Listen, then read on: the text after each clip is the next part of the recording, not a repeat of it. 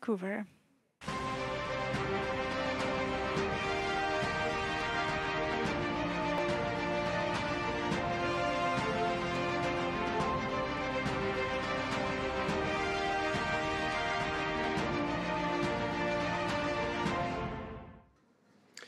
Welcome back. It is time now for our Oui, final nous theme revoilà. of the day, C'est le moment which pour is notre dernier thème mobility. du jour, ce We're qui joined est here la in the studio mobilité. by Virginie Boutet. Welcome Virginie to you. Boutet You nous are rejoint au researcher and plateau co-director aujourd'hui. of Vous the êtes City chercheuse Mobility and et Transport co-directrice Laboratory at the de École City des Mobility Ponts Transport ParisTech. à Welcome back, I l'école should des say, ponts 'cause we ParisTech. have already seen you once today.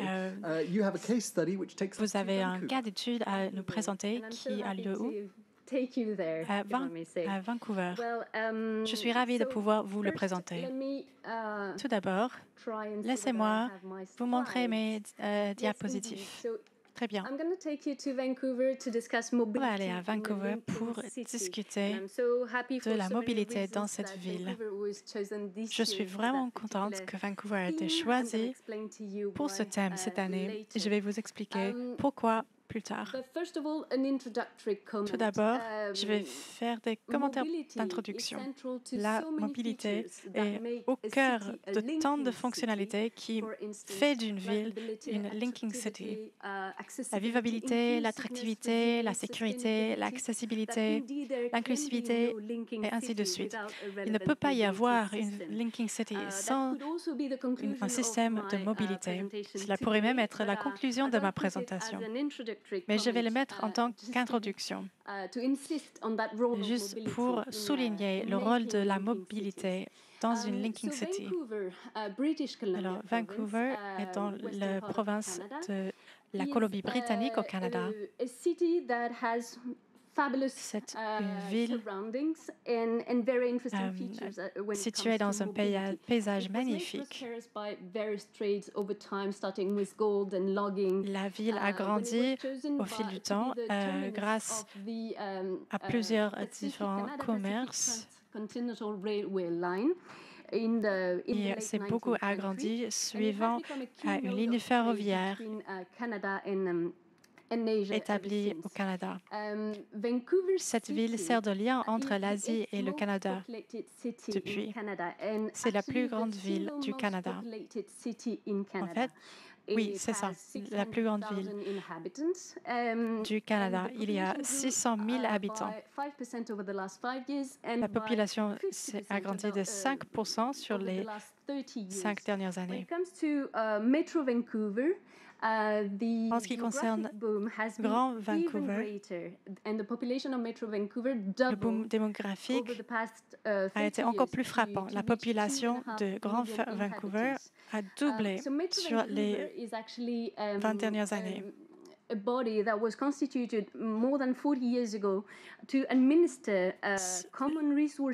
La région périurbaine autour de Vancouver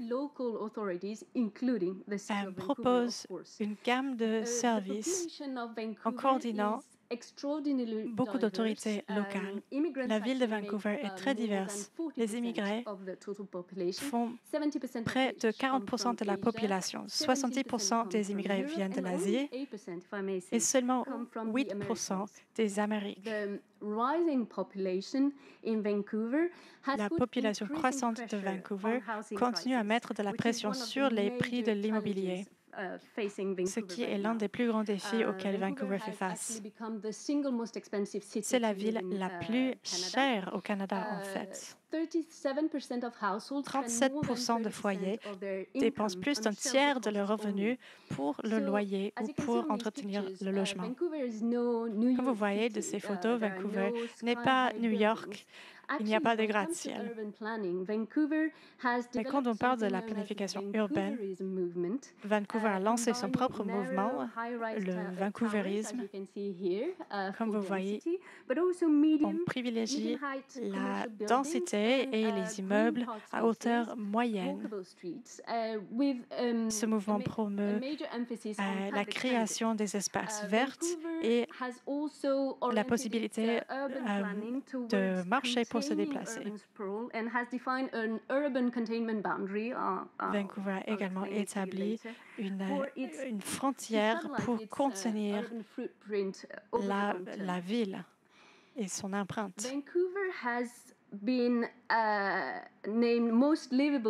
Vancouver a été nommée la ville la plus vivable du monde. C'était la ville la plus vivable au monde pendant 9 ans à l'affilée et c'était la troisième ville la plus vivable en 2017. Le climat est très agréable toute l'année. Il y a l'océan Pacifique à l'ouest, il y a des montagnes au nord et la rivière Fraser qui traverse la ville. Il y a également beaucoup de lacs et les paysages sont magnifiques. Un certain pourcentage des terres de Vancouver a été désigné uniquement pour des usages récréationnels. Le Bureau de protection de l'environnement a une forte dimension environnementale. Il y a il mise sur la possibilité de profiter de la nature autour. Vancouver a le taux d'obésité le plus bas de toutes les villes au Canada. Il y a seulement 13% de la population.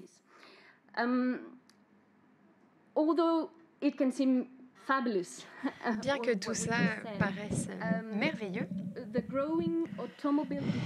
la dépendance grandissante envers l'automobile a augmenté les préoccupations en matière de santé, d'environnement, etc. À l'époque, 3%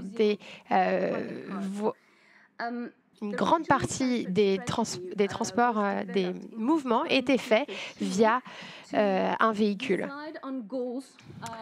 L'objectif maintenant est d'avoir des objectifs à horizon 2045 pour améliorer l'accès au travail, aux services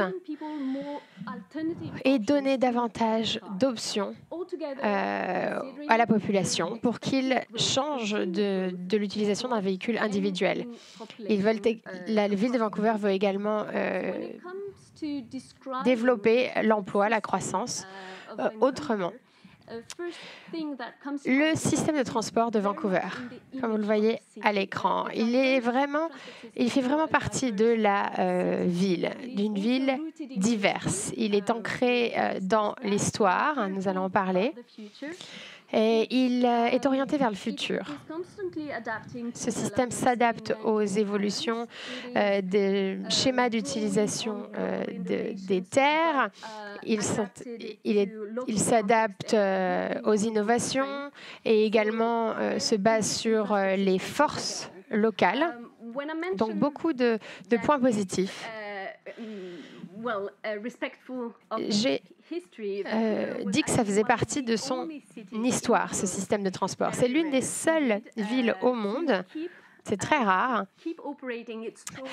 à avoir toujours des trolleybus qui fonctionnent, qui sont encore en service. Vancouver, jusqu'en 2021, avait toujours 13 lignes de trolleybus. La plupart fonctionnaient dans le centre-ville de Vancouver. Et ceux-ci sont alimentés par l'alimentation électrique, l'énergie électrique. Donc cela aide à la diversité du réseau dans la ville. Vancouver a également 200 lignes de bus et une ligne de métro aérien.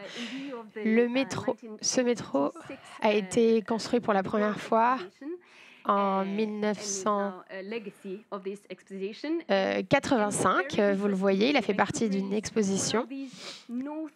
Et d'autres un peu plus tard. Et Vancouver fait partie des villes dans l'hémisphère nord qui a continué à construire des lignes de métro avec le temps. Autre exposition à laquelle il a été présenté en 2002 et en 2009. Toutes ces lignes ont suivi les développements urbains et l'augmentation démographique et le long des différentes voies d'accès. De plus,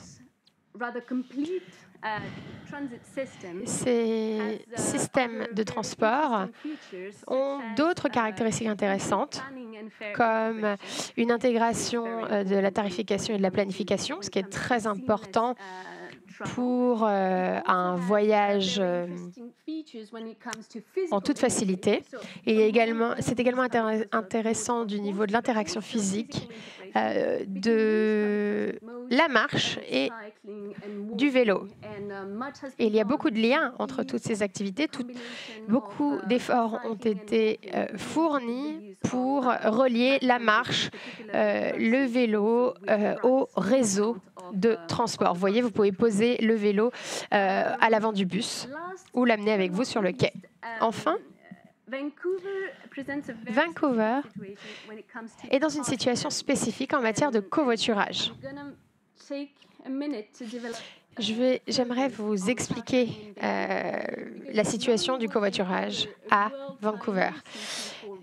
La ville de Vancouver était un pionnier en matière de covoiturage, enfin service de car sharing plutôt. Donc, vous amenez une voiture à un endroit et vous la ramenez à cet endroit. Donc, ça a commencé en 1997, un modèle intéressant d'une coopérative Maintenant, la flotte est à plus de 800 véhicules, des camions, des minivans, etc. en 2021. Ce service donc, de car sharing, de partage de voitures, montre la position de leader au monde de Vancouver. 37% des adultes étaient des membres d'au moins un programme de partage de voitures en 2019. Et une autre flotte, tout hybride, a été lancée en 2015 et c'est l'une des plus larges dans une ville avec 1750 véhicules enregistrés en 2021. Peut-être que ces chiffres ne vous parlent pas beaucoup. En tout cas, ce qu'il faut garder à l'esprit, comme je vous le disais, que lorsqu'il n'y avait que 4 services de partage de véhicules, 37% des adultes donc étaient des membres de ces programmes.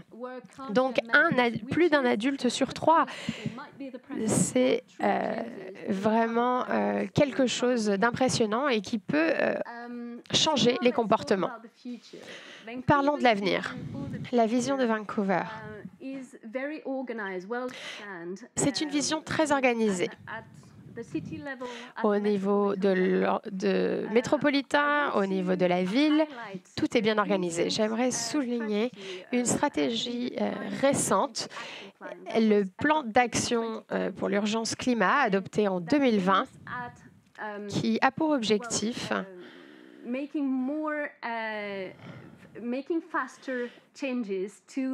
d'accélérer le changement des plans qui étaient déjà en place avant ce plan d'action.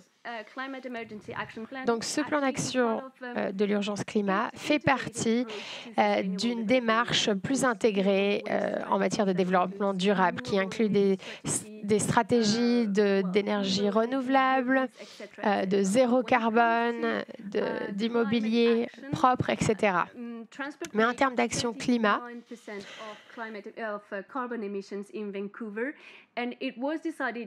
il a été décidé en 2020 que l'objectif pour la ville de Vancouver était d'atteindre 66% des voyages faits chaque jour dans les transports d'ici à 2030. Alors que ce chiffre n'était qu'à 54% en 2019. Autre objectif atteint l'année dernière, l'objectif de 90% de personnes vivant dans des quartiers dans lesquels il est facile de marcher ou de faire du vélo. et qu'ils puissent avoir facilement accès à leurs besoins quotidiens d'ici à 2030 également.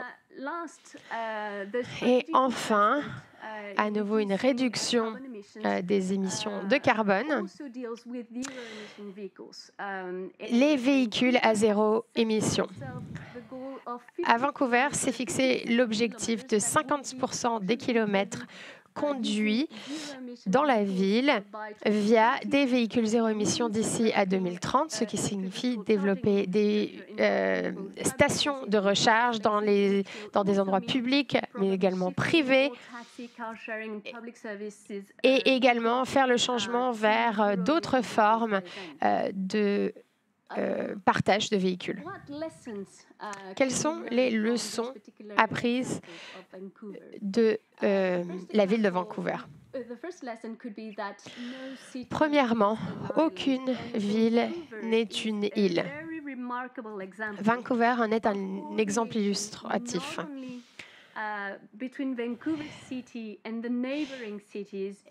Vancouver, le métro de Vancouver fait le lien entre le centre et les différentes zones environnantes, mais également les différentes couches du gouvernement, des autorités locales. Il y a vraiment une coordination entre le voisinage, les différents quartiers et les plus hauts niveaux du gouvernement local. L'avenir du système de transport se joue également à ces hauts niveaux du gouvernement. Autre leçon, fixer des limites. Je vous parlais tout à l'heure de la limite de rétention urbaine et de la densité immobilière. Vancouver a préservé ses terres pour en faire des endroits de divertissement, etc. seulement. Autre leçon, faire en sorte qu'une bonne contrainte ne serve pas à rien. Par exemple, la densité de population est vraiment un défi pour Vancouver. Donc la ville a décidé de changer les schémas de mobilité via une augmentation des prix de stationnement. Elle a utilisé ce levier et a décidé également comme levier d'avoir des places de parking, de stationnement exprès pour les services de stationnement. Autre leçon, une énergie propre, connaître nos forces, utiliser un maximum les électricités propres. Et enfin, Vancouver nous apprend que l'innovation signifie également s'adapter. S'adapter au contexte, apprendre des autres, mais toujours s'adapter aux modèles économiques, au déploiement physique d'infrastructures et aux besoins locaux, aux valeurs locales. Donc, pour avancer, il nous faut voir comment Vancouver peut être sur la voie de déterminer une nouvelle norme vers une mobilité durable, équitable. Elle s'est vraiment éloignée de son historique de dépendance envers les véhicules privés, les combustibles fossiles, a mis différentes initiatives en œuvre, par exemple les services de partage de véhicules, les sources d'énergie durables, le plan de rétention urbaine, etc. Il reste des défis cependant, par exemple les financements à disposition, un réel défi, la coopération avec les hauts niveaux, les hautes couches du gouvernement, comme je le disais, car si tout le monde était toujours d'accord, ce serait merveilleux, mais ce n'est pas le cas. accompagner et réglementer la mobilité partagée pour qu'elle soit vraiment un complément au réseau de transport public et qu'elle soit une alternative abordable à la propriété et l'utilisation de véhicules individuels. Et enfin, le bon approvisionnement en véhicules électriques. Donc pour finir, Vancouver nous apprend qu'une action concertée en matière de mobilité peut être un levier puissant pour restaurer l'égalité tout en limitant les impacts sur l'environnement. Voyons comment la transition numérique sera négociée. En tout cas, c'est un merveilleux endroit où aller. N'hésitez pas à vous rendre à Vancouver. Merci beaucoup, Virginie, pour cette présentation très intéressante. Les photographies, c'est très impressionnant, avec votre nom au niveau des crédits. Donc, merci beaucoup, Virginie Bouteille, d'avoir été avec nous. Nous avons un message spécial du maire de la ville de Vancouver, Kennedy Stewart. Bonjour, je suis le maire Kennedy Stewart. J'ai le plaisir de m'exprimer aujourd'hui au forum 2021 NetExplo Linking City en partenariat avec l'UNESCO. Je vous parle depuis Vancouver, en Colombie-Britannique. C'est un territoire traditionnelle de différentes Premières Nations. Cette ville de réconciliation est engagée pour les populations locales, indigènes, tout en retrouvant un lien avec la nature, nos habitants locaux, etc. La ville est reconnaissante d'être reconnue comme une ville innovante au niveau de ses réseaux de transport. Une Linking City comme Vancouver bénéficie de nombreux services qui sont justement au service de sa population. TransLink travaille avec d'autres partenaires pour aider les liens entre les individus. Vancouver est une plateforme régionale pour des marchandises. Nous travaillons de près avec le port de la ville. En partenariat avec la région, nous établissons des liens pour des projets comme une ligne à grande vitesse.